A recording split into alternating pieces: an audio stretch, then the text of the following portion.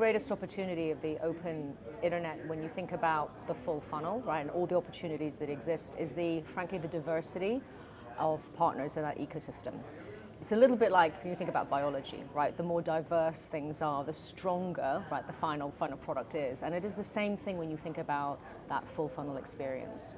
Because when you have a kind of commitment to collaboration and co-creation, and you consider how different sort of data partnerships can work, actually what you get is an output that allows you to move from the top of the funnel to the mid, to the bottom, or whatever, if you want to call it a consumer journey, right? Different points there as well. And I think that's incredibly exciting for us all. In a fragmented digital landscape, how can advertisers capture and sustain meaningful moments of attention on the open internet? When you think about our increasingly fragmented ecosystem, the way in which you sustain and retain attention is actually no different than if you were not in such a fragmented space. It is always about understanding what is the kind of insight behind an audience, right? So what is the driver? And I think if you want to say what's the strategy, I would say closing the say-do gap. What I mean by that is people often say that I believe this or I am this, but actually what they do is different. The role of a brand, right, when done well, is to close that. And if you do that thoughtfully, that is when your attention rises.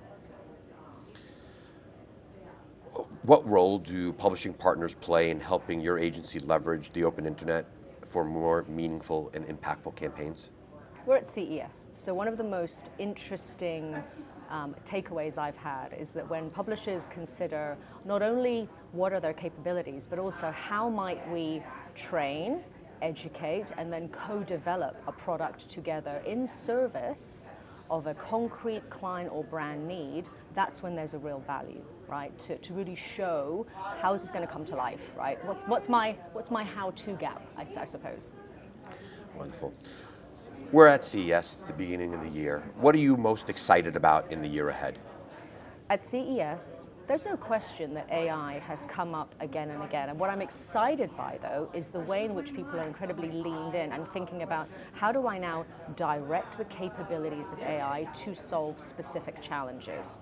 And so when we think about how do you plan better, right, whether it's a connected commerce world or a world that requires more effortless, seamless experiences, it is the way in which you direct AI to look at hyper-segmentation, right, really targeted reach and understanding, how you think about different innovations, whether it is AI chatbots or virtual assistants. I think that ownership of your own, frankly, your destiny, and taking charge of that, I find that so exciting.